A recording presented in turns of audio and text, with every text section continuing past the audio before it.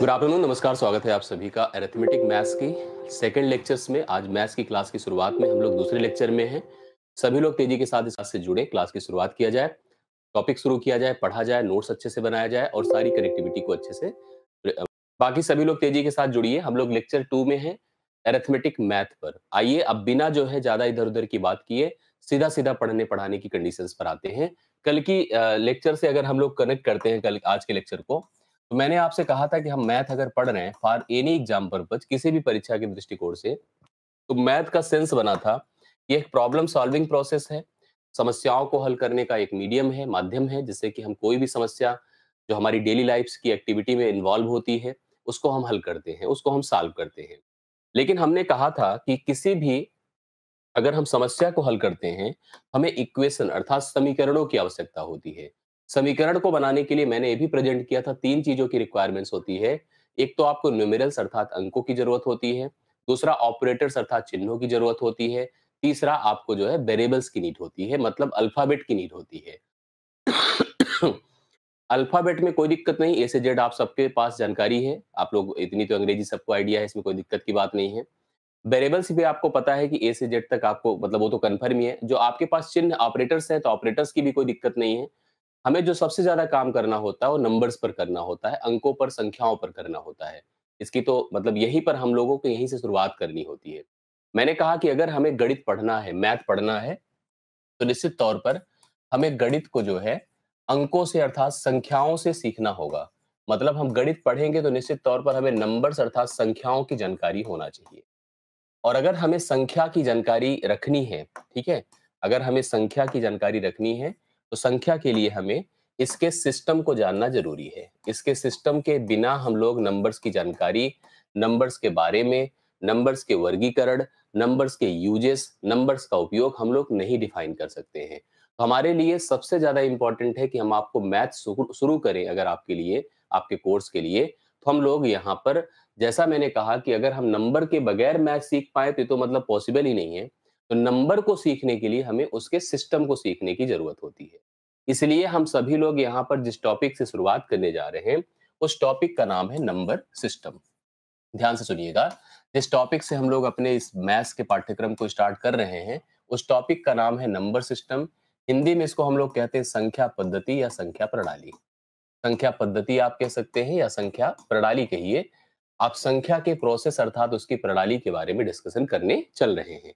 मैंने आपसे जैसे कहा था कि कोई भी काम अगर आप करते हैं, तो हम लोग कोशिश ये करते हैं कि उसके सिस्टम से करें। यही होता है ना भाई, हम लोग हमेशा चर्चा करते हैं एक दूसरे के साथ, भाई तुम काम कर रहे हो तो उसको सिस्टम से करो, ऐसे इधर-उधर में मत करो, डिस्टर्ब हो जाएगा, काम खराब हो जाएगा। वैसे ही मैथ को भी अगर सीखना है, तो मैथ की जो बेसिक रिक्वायरमेंट्स है अर्थात नंबर, उसके भी सिस्टम को जानने की ज़रूरत होती है। जैसे मैं आप लोगों से एक चर्चा करूँ, जनरल चर्चा मैं आपसे करता हूँ कि मैं जो एक शब्द कह रहा हूँ उसी को मैं डिफाइन करना चाहता हूँ, उसको प्रूव करना चाहता हूँ। मैंने कहा ना कोई भी काम के पीछे उसका एक सिस्टम सपोर्ट होता है। साइंस हम लोग पढ़ते हैं, साइंस का जो भी हम फार्मूला यूज़ करते हैं, उस फार्मूले को गवर्न करना, उसको मैनेज करना, उसको डिफाइन करना, उसकी परिभाषा के अंदर कोई चेंज हो तो उसको करना, ये सब काम उसके पीछे एक बैकग्राउंड में सिस्टम काम करता है। जैसे हम लोगों ने कभी सुना होगा कि 1 मीटर लेंथ होती है। आपने जैसे कहीं पर मतलब यूज़ भी करते हैं और डेफिनिशंस की भी बात करते हैं। हम लोग विज्ञान में, साइंस में क्या पढ़ते हैं? 1 मीटर लेंथ है। अगर मैं आप लोगों से पूछूँ कि 1 मीटर क्या है, तो आप क्या कहोगे? बताइए फटाफट। आप क्या कहोगे कि 1 मीटर को कैसे आप प्रूव करेंगे या डिफाइन करेंगे? तो आप कहोगे सर 1 मीटर बराबर 100 सेंटीमीटर होता है। यही बताएँगे ना हम लोग। लेकिन मैं तब जब आप सेंटीमीटर बताओगे 100, तो हम कहेंगे 1 सेंटीमीटर क्या होता है? मतलब 1 मीटर को जैसे अगर आपको डिफाइन करना है, तो आप उसको ये मत बताइए 100 सेंटीमीटर होता है, इतना मिलीमीटर होता है, इतना सेंटीमीटर होता है, इतना डेसीमीटर होता है, ये मत बताइए। 1 मीटर को अगर मुझे डिफाइन करना है, तो मैं कहूँगा कि पेरिस में एक शहर है सेब्रे, वहाँ पर जो है एक international wait and measurement bureau है। माप और बाट कार्यालय है। उसमें एक प्लैटिनम इरिडियम की राड रखी गई है, 0 डिग्री टेम्परेचर पर उसे रखा गया है। जहाँ पे 70% प्लैटिनम है, 30% इरिडियम है। उस पर 2 मार्क लगे हैं, उस लेंथ को पूरी दुनिया में 1 मीटर माना जाता है। 1 मीटर को भी डिफाइन करने के पीछे एक सिस्टम है। ऐसे एक बाट रखा गया है जिसको 1 किलोग्राम माना जाता है। उस मीटर को भी डिफाइन करने के पीछे एक सिस्टम काम करता है। हम आपको क्लासेस देते हैं तो उसके पीछे एक सिस्टम काम करता है। बिना सिस्टम के मैं कितना भी अच्छा पढ़ा लूँ, मैं पढ़ा नहीं पाऊँगा आपको। आप तक मैं पहुँच ही नहीं पाऊँगा। क्रिकेट होता है आपको पता है कि कोई रूल्स रेगुलेशंस बनते हैं तो उसके पीछे एक सिस्टम होता है। भले ही बीसीसीआई भारत के क्रिकेट को मैनेज करती है, लेकिन आईसीसी ओवरऑल वर्ल्ड के क्रिकेट को मैनेज करती है।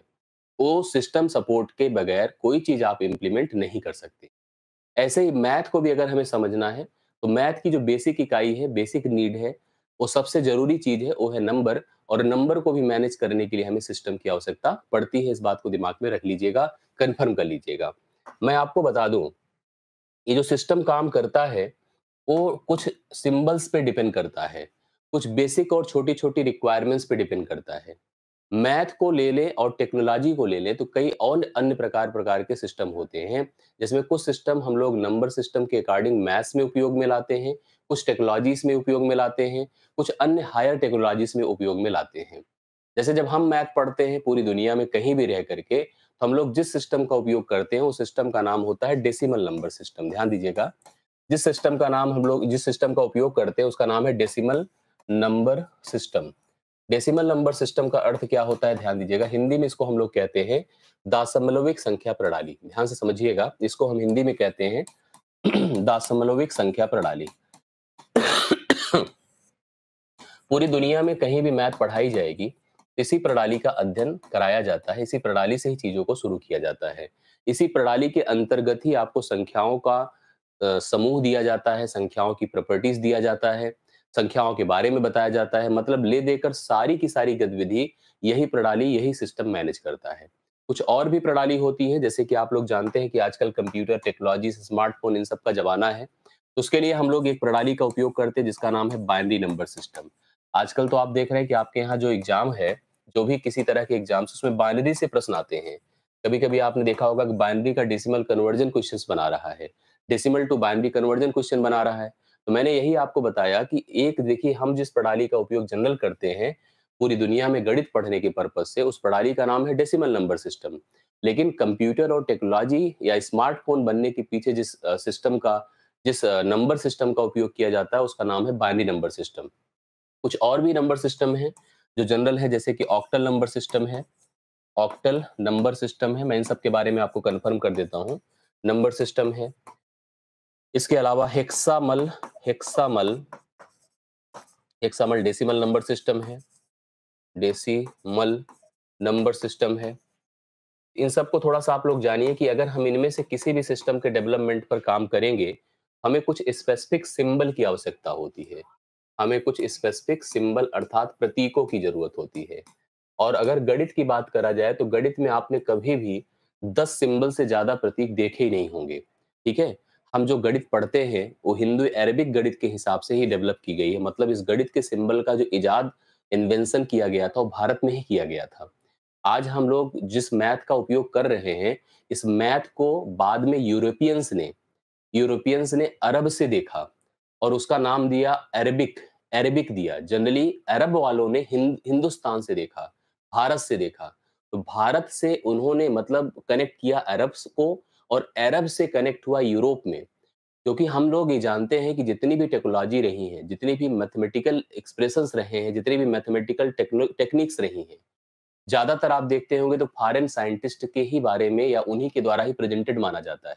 क्योंकि एक समय आपको पता है कि पूरी दुनिया जो है ना, यूरोपियंस के ही अंडर्स थी। मतलब हम सब भी, भारतीय भी जो है गुलाम ही थे। जब गुलाम थे तो चीजों को जो है अपने कंट्रोल में उन्होंने रखा। आज भी अगर हम लोग यहाँ पर अपने नंबर सिस्टम के उपयोग की बात करते हैं, उसको प्रेजेंट करने की बात करते हैं, तो ज्यादातर उसको डिफाइन करने के लिए कहा जाता है कि इसे हिंदू अरेबिक नंबर सिस्टम बोल रहे हैं।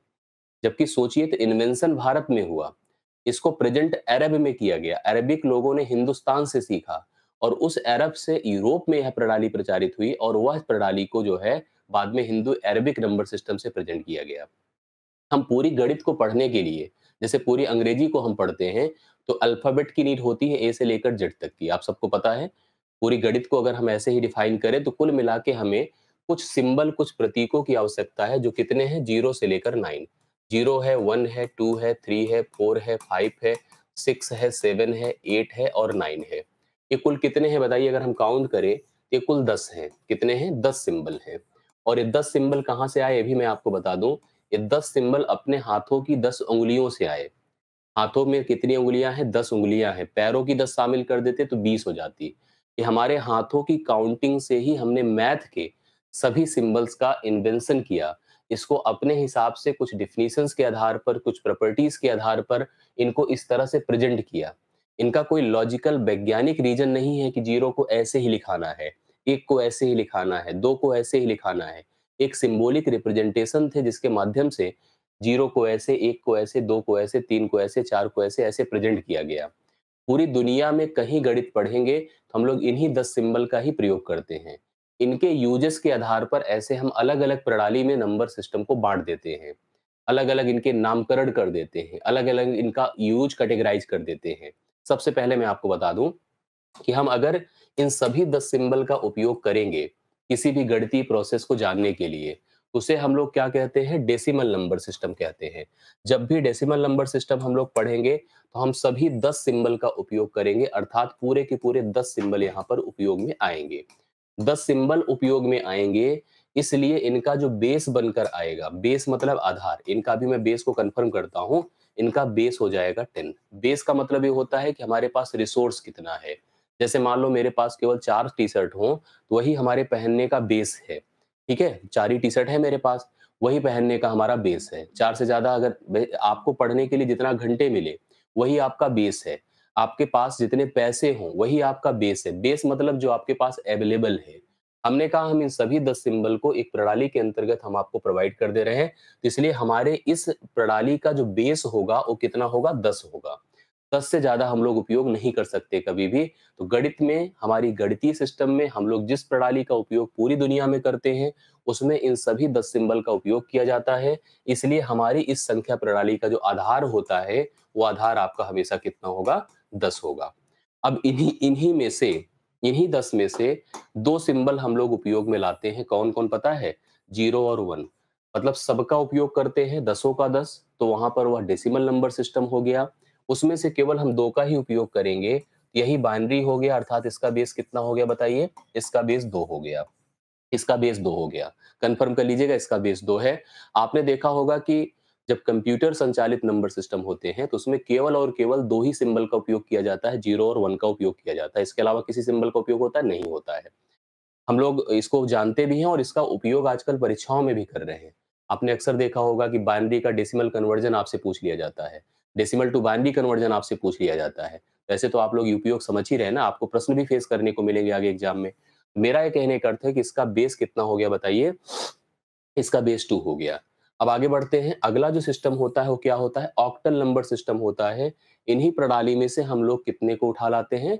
इन्हीं प्रणाली में से हम केवल 7 का उपयोग करेंगे। 0, 1, 2, 3, 4, 5, 6, 7, मतलब 7 तक लाएँगे, लेकिन अगर हम काउंट करेंगे तो इनकी काउंटिंग टोटल 8 की हो जाएगी, अर्थात इसका बेस कितना हो जाएगा बताइए? इसका बेस 8 हो गया।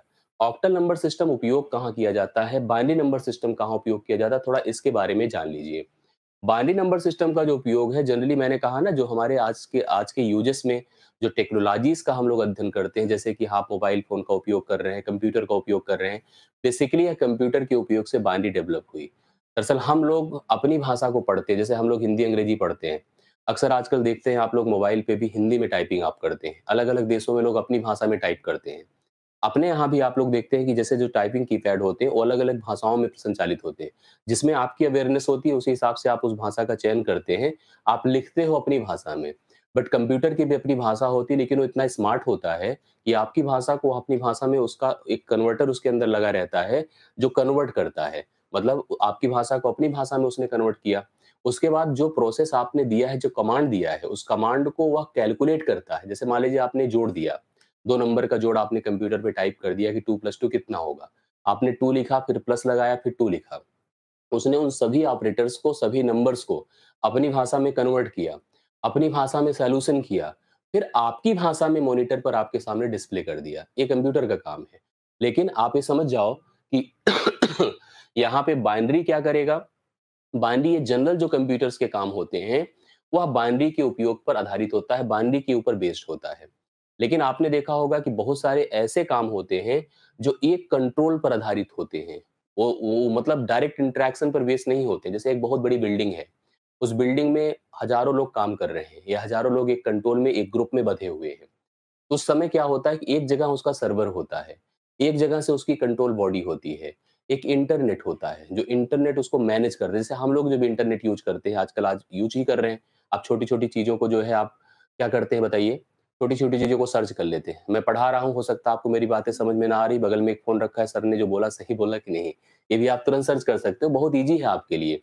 इंटरनेट पे हम और भी बहुत कुछ सर्च करते हैं।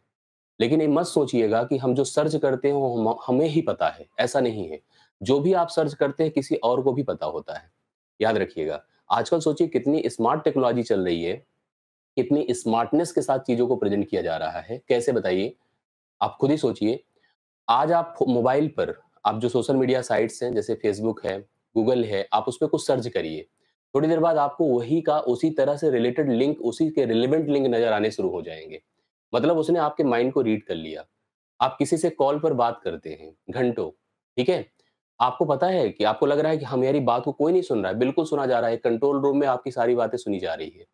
मतलब एवरीथिंग जो आप एक्टिविटी परफॉर्म करते हो on computer, on mobile, on electronic device, वो सब की सब अगर इंटरनेट से गवर्न्ड है, तो वह सब की सब एक जगह पर कलेक्ट की जा रही हैं, एक जगह पर स्टोर की जा रही हैं। वो बाद में उसको वेरिफिकेशन पर्पज़ के लिए अप्लाई भी किया जाता है। जैसे हम लोग आज सुनते नहीं कि कोई क्राइम होता है, तो कॉल रिकॉर्ड जो है, कॉल रिकॉर्ड निकाल लिया जाता है।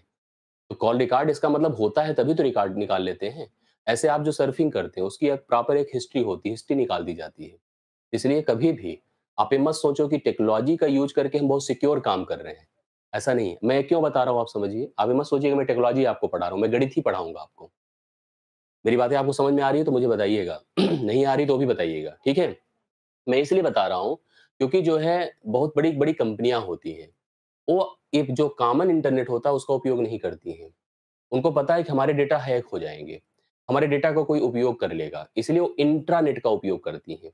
इंटरनेट के अलावा एक होता है इंट्रानेट, कभी अगर अच्छा लगेगा तो मैं आपको कंप्यूटर पढ़ाऊँगा का लैंग्वेज का वो जो है प्रोसेस रहेगा। मैंने कहा क्या बताइए?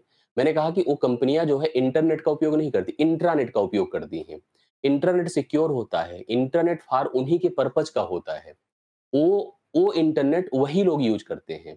इसलिए जब एक कोई बड़ी कंपनी जहाँ हज़ारों लोग एक ही कंट्रोल में काम करते हैं, वहाँ पर आपका ऑक्टल नंबर सिस्टम काम करता है और ऑक्टल नंबर सिस्टम में हम गणित के 7 तक 0 से 7 तक अर्थात 8 सिंबल का उपयोग करते हैं। कितने सिंबल का? 8 सिंबल का उपयोग करता है। समझ रहे हैं ना? यस। अब इसके बाद एक और होता है हेक्सामल डेसिमल नंबर सिस्टम। आप ये बताइए आजकल हम लोग जो है वेदर फोरकास्टिंग करते हैं। कैसे बताइए? अभी मोबाइल पर आप सर्च करोगे, तो पता चल जाएगा कि थोड़ी देर बाद बारिश होगी कि नहीं होगी। आज दिन भर का टेम्परेचर कैसा रहेगा? आप कैसे पता कर लेते हो? फ्लाइट की कंट्रोलिंग सोचो यहीं पर बैठ करके जब चंद्रयान लॉन्च हुआ था, तो कितने दिन पहले लॉन्च किया गया था, उसके कितने दिन बाद हम लोग बैठ करके उसकी एनालिसिस देख रहे, उसके रिकॉर्ड देख रहे थे कि कहाँ मूव कर रहा है। इसका मतलब उसको कहीं से बैठ के कंट्रोल किया जा रहा था ना। उसके पीछे एक बहुत बड़ा कंप्यूटर काम करता है जिसे सुपर कंप्यूटर कहते हैं।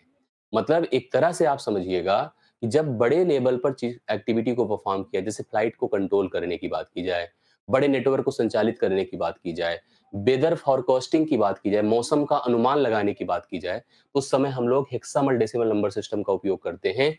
वह इन 10 सिंबल को तो उपयोग में लाता ही लाता है। 0, 1, 2, 3, 4 इस तरह के सिंबल्स का उपयोग लाता ही लाता है 9 तक। साथ-साथ वह ए से लेकर एफ तक के अल्फाबेट का भी उपयोग करता है। मतलब ये कुल मिला के अगर देखा जाए तो 16 सिंबल का उपयोग करता है। 16 सिंबल मतलब इसका जो बेस बनता है इसका जो बेस बनता है वो 16 हो जाता है। क्यों बेस 16 हो गया? क्योंकि यह 16 सिंबल का उपयोग करता है। हमारी जो गणित की प्रणाली होती है, वो 10 सिंबल का उपयोग करती है। कंप्यूटर की जो प्रणाली होती है, वो 2 सिंबल का उपयोग करती है। ऑक्टल नंबर सिस्टम 8 सिंबल का उपयोग करता है और हेक्साडेसिमल नंबर सिस्टम कुल 16 नंबर का उपयोग करता है। मैं आपको आपकी पाठ्यक्रम के हिसाब से अभी से मेंशन कर देता हूँ, कन्फर्म कर देता हूँ। मैं आपको इनके रिलेशंस को भी समझाऊँगा। आजकल परीक्षाओं में प्रश्न आते हैं, जैसे अभी यूजीसी नेट का पेपर हुआ था, उसमें जो है एक प्रश्न आया था जिसमें किसी नंबर को अलग-अलग बेस पर दिखाया गया था।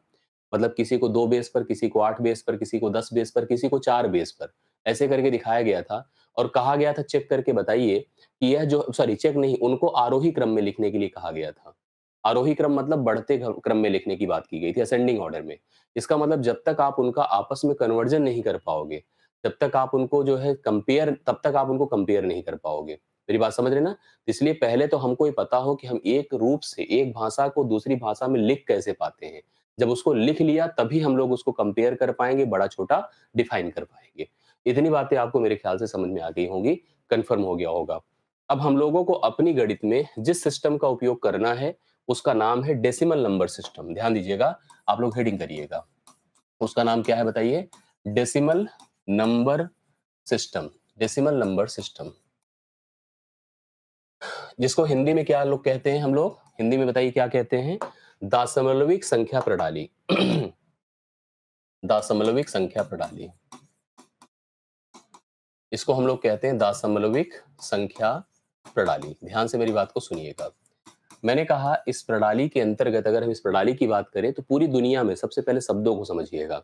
पूरी दुनिया में कहीं भी गणित पढ़ी जाएगी, यूरोप में पढ़ी जाए, भारत में पढ़ी जाए, कहीं भी पढ़ी जाए, ठीक है? यूरोप में पढ़ा जाए, एशिया में, अफ्रीका में, कहीं भी किसी जगह पढ़ा जाए, तो कहीं भी अगर आप गणित पढ़ेंगे, तो आप लोगों को इसी डेसिमल नंबर सिस्टम का उपयोग करना होगा, अर्थात दशमलविक संख्या प्रणाली का उपयोग करना होगा।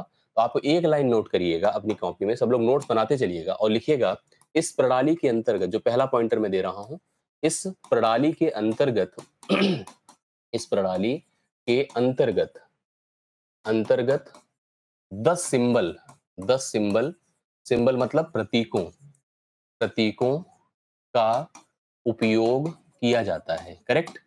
उपयोग किया जाता है। मतलब ये पूरी प्रणाली ही, ध्यान से देखिएगा, मेरी बात को समझिएगा, ये जो पूरी प्रणाली है, ये पूरी प्रणाली ही इन्हीं 10 सिंबल पर बेस्ड होती है। मतलब these complete number systems, yeah, the numbers, every numbers occurred in, yeah, comes in the numbers, this types of the number system is based on totally 10 symbols। 10 प्रतीकों पर आधारित होते हैं और वो 10 प्रतीक कौन कौन से होते हैं? 0 है, 1 है, 2 है, 3 है, 4 है, 5 है, 6 है, 7 है, 8 है और 9 है। यही 10 सिंबल होते हैं। अगर यही 10 सिंबल ही उपयोग में लाए जाते हैं, इस प्रणाली में आने वाली किसी भी संख्या का जो बेस होता है, ध्यान से देखिएगा, इस प्रणाली इस प्रणाली के अंतर्गत के अंतर्गत आने वाली आने वाली सभी संख्याओं का सभी इस प्रणाली के अंतर्गत आने वाली सभी संख्याओं का संख्याओं का जो आधार होता है, ध्यान दीजिएगा, आधार हमेशा आधार हमेशा 10 होता है। ध्यान से समझिएगा, इसका जो आधार होगा वो क्या होगा बताइए? आधार हमेशा 10 होता है। अब आपके मन में आएगा, सर ये आधार के बारे में आप क्या बार-बार बता रहे हैं? आधार कैसे सोचा जाता है? जैसे अगर हमने आपको एक पॉइंट लिखाया कि the base of any numbers under the decimal number system is always 10। आप अगर अंग्रेजी में लिख रहे हैं तो पॉइंट जरूर करते चलिएगा। The base of any numbers under the decimal number system is always 10। आधार हमेशा इस तरह की प्रणाली के अंतर्गत आने वाली सभी संख्याओं का हमेशा 10 होता है। आप कहोगे सर ये कैसे डिफाइंड होगा कि 10 ही होता है और कैसे होता है? सुनिए उसके बारे में। जैसे आप कोई भी एक संख्या लिखिए, अपने से सोच करके लिखिए। मैंने लिखा 4298। हम लिखते तो किसी संख्या को इधर से हैं, लिखा जाता है ऐसे, बट जब पढ़ा जाता है, उसकी काउंटिंग की जाती है तो इधर से काउंट की जाती है। कैसे? इस नंबर पोजीशन को हम इकाई कहते हैं, यूनिट कहते हैं अंग्रेजी में, इसको दहाई कहते हैं, टेंस कहते हैं, इसको सैकड़ा कहते हैं, 100 कहते हैं, इसको हजार कहते हैं, 10,000 कहते हैं, फिर आगे 10,000 होगा, लाख होगा, 10 लाख होगा। आपने देखा होगा कि एक डिजिट से दूसरे डिजिट तक की पोजीशन में 10-10 का गैप देखने को मिलता है। इसको जैसे प्रेजेंट किया जाता है 10 की पावर 0 से, जो इकाई होता है 10 की पावर 0 पे प्रेजेंट किया जाएगा। दहाई को 10 की पावर 1 पर, सैकड़े को 10 की पावर 2 पर, हजार को 10 की पावर 3 पर, इसी प्रकार से 10 की पावर 3 पर प्रत्येक नंबर के डिजिट्स को डिफाइन किया गया है। आगे बढ़ते जाइए, 10 की पावर 4, 10 की पावर 5, 10 की पावर 6, इसी तरह से नंबर्स आपके प्रेजेंटेड होते रहते हैं, इसी प्रकार से डिफाइन होते रहते हैं। समझ में आई बातें? जी। आई होप आप सबको क्लियर हो गया होगा। इस हिसाब से इसको कनेक्ट करिए, आगे भी बढ़ते चलिए, आगे भी कवर करते चलिए, नंबर को मूव ऑन करते रहिए, उनकी पोजीशन के आधार पर उनकी वैल्यू को डिफाइन। तो आपने नोटिस किया होगा कि हर नंबर की पोजीशन 10 पर आधारित है, 10 पर आधारित है। जैसे आपने कभी, आपको याद होगा कक्षा 5-6 में आप लोगों ने कुछ प्रश्न किए होंगे। घंटे मिनट का जब प्रश्न होता था, घटाव जोड़ आपने याद करिए, किलोग्राम ग्राम का होता था। तो जब कभी हम जोड़ घटाव के प्रश्न करते थे और घंटे से हम जाकर जब उधार मांगते थे, तो अपना जब 1 घंटा ट्रांसफर करता था तो खुद जैसे 5 घंटे 36 मिनट लिखा है और नीचे मान लीजिए 4 घंटे 45 मिनट लिखा है। अब 36 से जब 45 घटा दे, 36 छोटा है, तो बगल से जाएगा 1 घंटा माँग के लाएगा। बगल वाला अपना तो 1 ही घंटा देगा। 1 घंटा दिया तो इसके पास आकर 60 मिनट ऐड होता था। वही चीज़ यहाँ पर भी है। एक डिजिट से दूसरे डिजिट के बीच 10 का गैप है। जब भी हम कोई प्रश्न हल करते हैं घटाव के, आपको याद होगा, जैसे मान लीजिए कभी ऐसे देखिए, ये 13 है या मान लीजिए 33 है और इसमें 18 घटाना है, तो आप क्या करते हैं बताइए? आप इससे एक उधार माँगते हैं कि नहीं? इससे उधार माँगते हैं तो यह 1 कम क हो जाता है 1 देकर, लेकिन यहाँ आकर 10 जुड़ता है। बोलिए 10 जुड़ता है कि नहीं? 10 जुड़कर यह 13 हो जाता है। 10 जुड़कर यह 13, 13 में से 8 निकलता है 5, यही तो हम लोगों ने पढ़ा है। भई एक बगल में आके लग नहीं जाता है, 1 नहीं होता है, बेसिकली वह 10 जुड़ जाता है। 10 जोड़ करके इसको 13 बनाता है, 13 मतलब 10 क्यों जुड़ता है? क्योंकि प्रत्येक डिजिट से दूसरे डिजिट के बीच का जो डिफरेंस है, वो 10 पर डिफाइंड है। 10 के इंटरवल पर आधारित है, और 10 के इंटरवल पर क्यों आधारित है? क्योंकि हमारी सभी संख्याओं का जो आधार होता है, बोलिए कितना होता है? हमेशा 10 होता है। इस बात को दिमाग में रखिएगा, कन्फर्म करते चलिएगा। अगर कहीं कोई डाउट मन में होगा, कन्फ्यूजन होगा तो प्लीज़ बताइएगा। आई होप आपको इतना समझ में आ गया। चलिए, अभी आगे हम बढ़ते हैं, इस प्रणाली के आगे के पार्ट्स को हम डिस्कस करते हैं। तीसरा देखिए पॉइंट क्या होगा, इस प्रणाली के अंतर्गत जो भी संख्याएँ आती हैं, उसको हम लिखते कैसे देखिए? इस प्रणाली के अंतर्गत ऐसे पॉइंट करते चलिएगा, इस प्रणाली के अंतर्गत इस प्रणाली के अंतर्गत आने वाली सभी संख्याओं को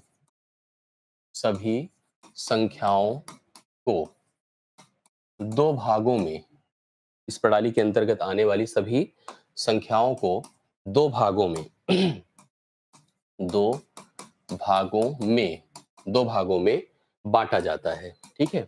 2 भागों में बाँटा जाता है। कैसे बाँटा जाता है समझिएगा। इस प्रणाली के अंतर्गत आने वाली सभी संख्याओं को 2 भागों में बाँटा जाता है। वो भाग समझिए क्या होता है? एक होता है इंटीजर पार्ट, कोई भी संख्या होगी। दूसरा फ्रैक्शनल पार्ट या डेसिमल पार्ट, जो भी आप कहिए। फ्रैक्शनल पार्ट मतलब पूर्णांक भाग होता है, पूर्णांक भाग होगा और दशमलव का भाग होगा। अब आप कहोगे पूर्णांक भाग, दशमलव का भाग क्या है?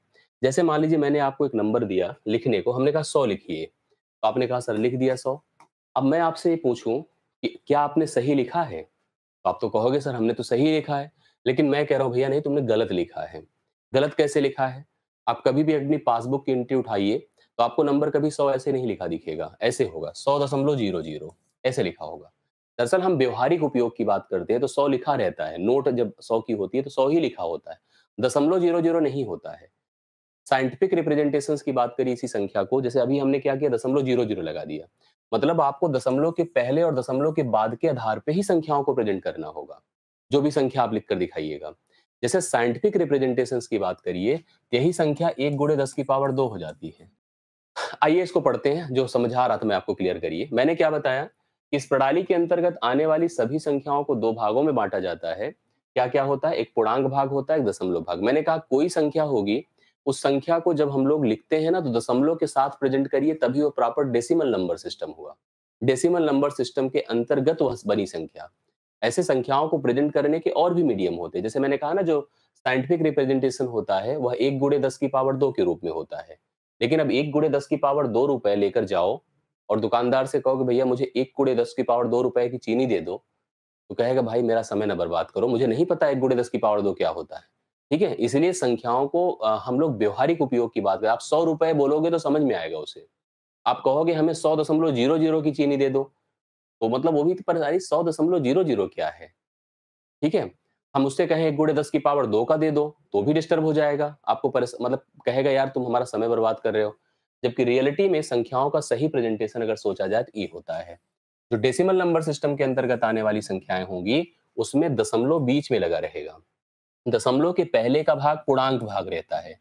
दशमलव के बाद का भाग डेसिमल पार्ट रहता है, फ्रैक्शनल पार्ट रहता है। जैसे अगर मान लीजिए मैंने केवल 100 लिखा है, इसका मतलब 100.00 है। इसका मतलब यह संख्या पूर्णतः पूर्णांक है, प्योर इंटीजर है। ये संख्या क्या है बताइए? पूर्णतः पूर्णांक है। पूर्णतः पूर्णांक है। कभी-कभी कोई नंबर आपको ऐसे भी 0.125 दिखेगा, ये पूर्णतः भिन्न है, प्योर फ्रैक्शनल नंबर है, पूर्णतः भिन्न है। कभी-कभी आपको प्रॉपर नंबर ऐसे दिया जाएगा 100 प्लस 1 0.125। अब ये प्रॉपर नंबर है, देखिए ध्यान से, इसमें पूर्णांक भाग भी है, इसमें फ्रैक्शनल पार्ट भी है। और नहीं है तो पोजीशन तो हम बना ही सकते हैं। जैसे अगर हम कोई चीज़ को नहीं पा रहे हैं किसी प्लेस पर, तो उसकी पोजीशन को तो डिफाइन हम कर ही सकते हैं। तो मेरा ये कहने का अर्थ हुआ कि कोई संख्या अगर होगी, तो संख्या का पूर्णांक भाग, उसका दशमलव भाग फिक्स होगा। अब हम 3 बातें इसमें समझ पाए हैं। पहली बात, हम लोग किस प्रणाली का उपयोग करते हैं मैथ्स पढ़ने के लिए? डेसिमल नंबर सिस्टम का उपयोग करते हैं, दशमलविक संख्या प्रणाली का उपयोग करते हैं। इस प्रणाली के अंतर्गत कितनी संख्याएँ आती हैं? 10 आती हैं। 10 आती हैं, इसलिए इनसे बनने वाली कोई भी संख्या का बेस क्या होता है? 10 होता है। आधार हमेशा क्या होता है? 10 होता है। हम उस 10 को कैसे जज करते हैं? इकाई, दहाई, सैकड़ा, हजार, 10,000 के आधार पर हम जज करते हैं, 10 होता है।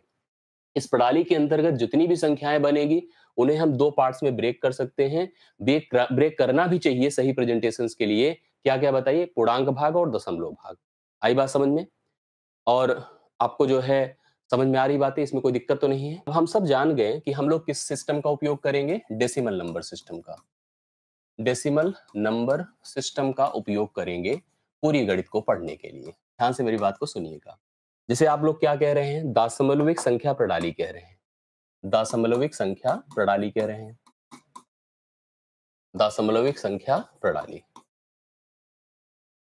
एक बात मैंने आपको बता दिया कि इस प्रणाली के अंतर्गत जितनी भी संख्याएं बनेगी, जितनी भी संख्या बनेगी, उस संख्या को बनाने के लिए जिन अंकों का उपयोग किया जाएगा, उन अंकों में हमारे पास कौन-कौन है? 0 है, 1 है, 2 है, 3 है, 4 है, 5 है, 6 है, 7 है, 8 है और 9 है। ये सभी जो अभी अंक हैं, यही सभी डिजिट के हिसाब से संख्या बनती चली जाएंगी। जो अंक हैं, अंक डिजिट के हिसाब से संख्या बनेगी। अंक अगर आपके 1 अंक के हैं, तो यही लोग हैं। अब यही लोग 2 अंक के बनेंगे, तो 2 अंक की संख्या बनेगी। 3 अंक के होंगे, 3 अंक की संख्या बनेगी। 4 अंक के होंगे, 4 अंक की संख्या बनेगी। कैसे? अब अगर आप देखो, अभी ये सभी अंक हैं। जैसे एक डेफिनिशन, एक काउंट, एक मतलब डेफिनिशन, परिभाषा पूछी जाती है, अंतर पूछा जाता है कि क्या होता है डिजिट? हाँ, क्या होता है डिजिट, जिसे अंक कहते हैं, और क्या होता है नंबर? ध्यान दीजिएगा, जितने डिजिट हैं, वो सब भी नंबर हैं। जैसे 0 से लेकर 9 तक लिखा है, दे आर ऑल डिजिट, जो 1 डिजिट नंबर हैं। बेसिकली अगर आप उनको डिजिट कहना चाहोगे, तो डिजिट भी कहिए। उन्हें एक अंक की संख्या भी बोलिए। बस अब उनको जब मिलाकर हम डबल, 1 अंक से ज़्यादा, मतलब 2 अंक की, 3 अंक की, 4 अंक की, 5 अंक की संख्याएँ बनाएँगे, तो आप लोगों से पूछा भी जाता है आगे चल कर के क्या, कि सबसे छोटी 4 अंक की संख्या क्या है? सबसे बड़ी 4 अंक की संख्या क्या है?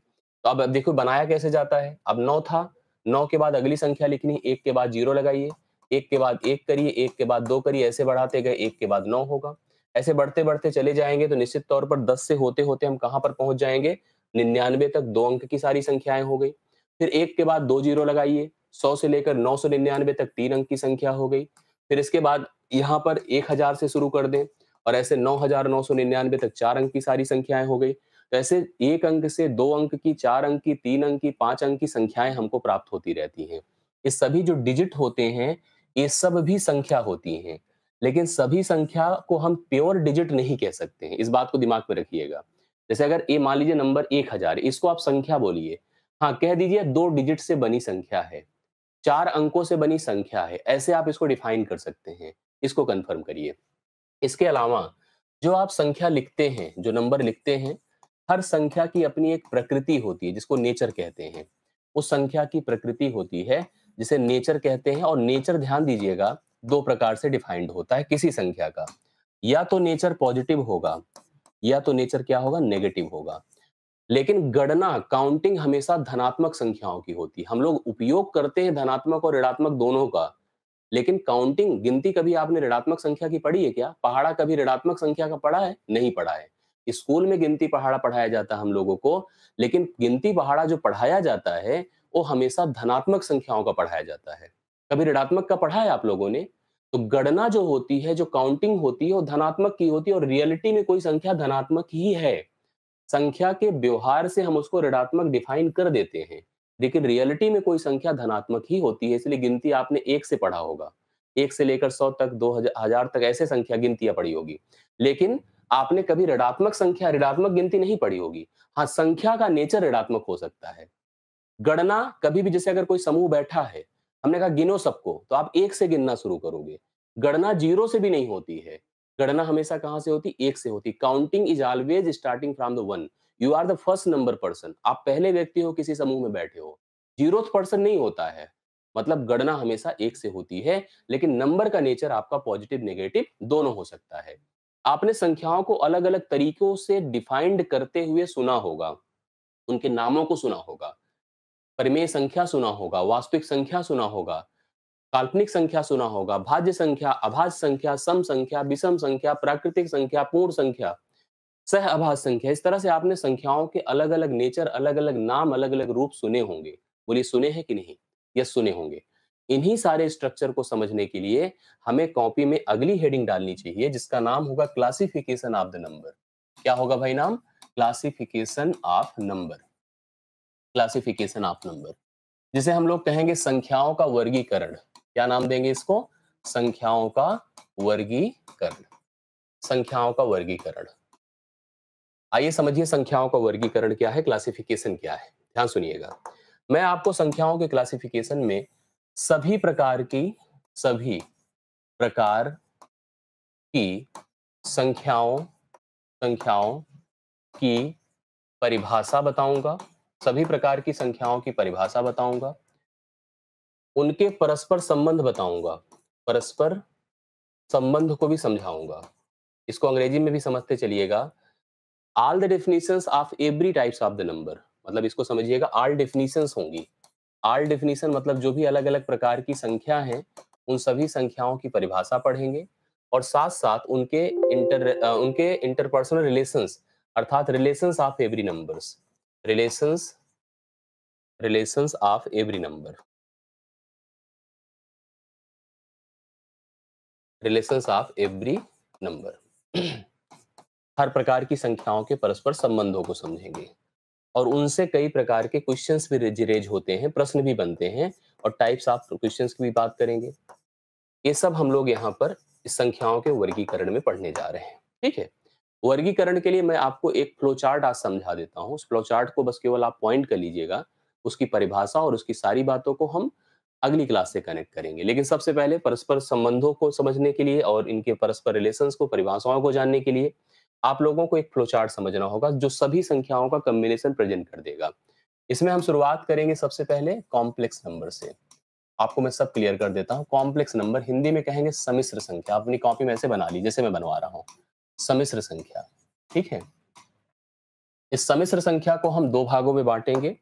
इस सम्मिश्र संख्या को हम दो भागों में बांटेंगे। एक होगा आपका real number, real number Hindi में कहेंगे वास्तविक संख्या, वास्तविक संख्या। दूसरा होगा इमेजिनरी नंबर, इमेजिनरी नंबर जिसे हम लोग कहेंगे काल्पनिक संख्या, काल्पनिक संख्या। ठीक है, वास्तविक संख्या और काल्पनिक संख्या। वास्तविक संख्या को भी दो भागों में बांटेंगे। एक होगा आपका इरेशनल नंबर, इरेशनल नंबर जिसे हिंदी में कहेंगे अपरिमेय संख्या, अपरिमेय संख्या। और दूसरा होगा रैशनल नंबर, रैशनल नंबर जिसको हम लोग कहेंगे परिमेय संख्या, परिमेय संख्या। परिमेय संख्याओं को भी फिर बांटा जाएगा दो भाग में। एक बनेगा आपका इंटीजर जिसको आप लोग कहोगे पूर्णांक। दूसरा बनेगा आपका फ्रैक्शनल नंबर, भिन्नात्मक संख्या, भिन्नात्मक संख्या। ठीक है, भिन्नात्मक संख्या। इंटीजर को हम देखिए ध्यान से, ऐसे हम कैटेगराइज कर रहे हैं। एक बनेगा सबसे पहले होल नंबर, नहीं सॉरी, सबसे पहले इंटीजर को तीन पार्ट्स में कैटेगराइज कर दीजिए आप। इंटीजर को तीन पार्ट में, एक आपका बनेगा जीरो, एक बनेगा नेगेटिव इंटीजर, एक बनेगा पॉजिटिव इंटीजर। अब मैं जीरो से अगर स्टार्ट करूंगा तो सबसे पहले आएगा होल नंबर, होल नंबर जिसको हिंदी में कहते हैं पूर्ण संख्या, पूर्ण संख्या। एक बनेगा आपका नेचुरल नंबर, नेचुरल नंबर जिसको हिंदी में कहेंगे हम लोग प्राकृतिक संख्या, प्राकृतिक संख्या। एक बनेगा आपका प्राइम नंबर, प्राइम नंबर जिसको हम लोग कहेंगे अभाज्य संख्या, अभाज्य संख्या। फिर एक बनेगा आपका यहीं पर composite number, composite number, composite number जिसको हम लोग कहेंगे भाज्य संख्या। इसी के दो नेचर और बनेंगे, एक बनेगा इवन नंबर, जिसको हम लोग कहेंगे सम संख्या, सम संख्या। एक बनेगा ऑड नंबर, जिसको हम लोग कहेंगे विषम संख्या। इसके अलावा भी इनके परस्पर रिलेशंस क्या हैं, इनके संबंध क्या हैं, इसकी बात की जाएगी। साथ-साथ कुछ स्पेसिफिक नंबर्स की भी बात की जाएगी, जैसे कि सबसे ज़्यादा ज़रूरी होता है अभाज्य संख्याओं के बारे में जानकारी। अभाज्य में ही देखिए हम प्राइम नंबर्स को और डिफाइन कर देते हैं। एक इसी में बनेगा को-प्राइम नंबर, को-प्राइम नंबर जिसे हम कहेंगे सह अभाज्य संख्या। इसी में एक बनेगा आपका ट्विन प्राइम नंबर, जिसको हम लोग कहेंगे जुड़वा अभाज्य संख्या। और साथ-साथ ये अगर एक साथ एक फ्लो पर बनाया गया है, एक डायग्राम की मदद से बनाया गया है, तो मान लीजिएगा कि इन सभी संख्याओं का परस्पर रिलेशंस होता है। कोई संख्या किसी समूह से बिलॉन्ग करती है, किसी से नहीं करती है। किसी से कनेक्ट करती है, किसी से नहीं करती है। ये सब कुछ यहाँ से एक दूसरे से लिंक्ड हैं, एक दूसरे के साथ रिलेटेड हैं। मेरे ख्याल से आपको चीजें समझ में आ गई होंगी। आप सभी लोग इसको पॉइंट कर लीजिए। इसी से ही हमको शुरुआत करनी है। क्लासिफिकेशंस के एक-एक पार्ट को, एक-एक चीज को डेफिनिशंस वाइज, पॉइंट वाइज हम लोग पढ़ेंगे, लेकिन अगली क्लास में। एक बार फिर मैं आपको बैच को अपडेट कंफर्म कर देता हूँ। ये जो आपका बैच है, फिर से ध्यान से समझिएगा। ये जो बैच है, ये बैच स्टार्ट हो चुका है। कल ही से आप लोग क्लासेस देख रहे हैं। 2 टाइम पर क्लासेस चल रही हैं। आप इसको पॉइंट ज़रूर कर लीजिएगा। 12 पीएम पर आपकी जो क्लास अभी देख रहे हैं अरिथमेटिक की क्लास है। हाँ, अरिथमेटिक की क्लास है। और 7 पीएम पर एडवांस मैथ की क्लास है। एडवांस मैथ्स में आज से हम लोग ज्योमेट्री स्टार्ट करेंगे। तो आप में से जितने भी सदस्य, मैक्सिमम सदस्य मैं जानता हूं कि एडवांस से भी जुड़े हैं, तो आप सभी लोग एडवांस वाले सेक्शन में ज्योमेट्री से कंटिन्यू करिएगा। मेरे ख्याल से आपको समझ में आ गई होगी बातें। तो बैच आपका कोर कॉन्सेप्चुअल बैच है। हाँ, कोर कॉन्सेप्चुअल बैच है। आप सभी लोग इससे अब जुड़ ही चुके हैं। मेरे ख्याल से अब इसमें अब किसी को डाउट नहीं होना चाहिए। लेकिन फिर भी अगर कनेक्टिविटी के लिए कोई इन्फॉर्मेशन या कोई कंफ्यूजन बनती है, हम उसमें आपको फिर से कनेक्ट कर देंगे। आप एक चीज दिमाग में रखिएगा, आपको एक हम टेलीग्राम ग्रुप प्रोवाइड कर रहे हैं। जिस टेलीग्राम से आप जुड़े रहेंगे तो आपको कन्वर्सेशंस आसान हो जाएगा। हमसे बात करना और हमसे अपने क्वेरीज रेज करना, ये आपके लिए ईजी हो जाएगा। तो 12 बजे प्रतिदिन अरिथमेटिक के टाइम पे रहा करिए और 7 बजे आप लोग एडवांस के टाइम पर रहिए। और बाकी अगर किसी को दिक्कत हो तो जरूर बताइएगा। मैं अपने हिसाब से दोनों कोर्स को, अर्थात अरिथमेटिक को और एडवांस को, पहले ही दिन से स्टार्ट कर रहा हूँ। इसलिए हम चाहेंगे कि पैरेलल ये कोर्स आपका एक साथ समाप्त भी हो जाए। जी, बाकी किसी को कोई दिक्कत नहीं। कोर्स पूरी तरह से कॉन्सेप्चुअल है, पूरी तरह से प्रैक्टिस ओरिएंटेड है और साथ-साथ course for any exam purpose है, किसी भी परीक्षा के लिए उपयोगी है। अभी आज इतना ही रखते हैं हम लोग। कल की क्लास में इसके आगे कंटिन्यू करेंगे, जहाँ पर मैंने आपको आज एंड किया है। इसी के आगे से हम लोग बढ़ेंगे, आगे की क्लास को कनेक्ट करेंगे। बहुत-बहुत धन्यवाद। Thank you so much. मुलाकात होती है नेक्स्ट क्लास में। Thank you so much.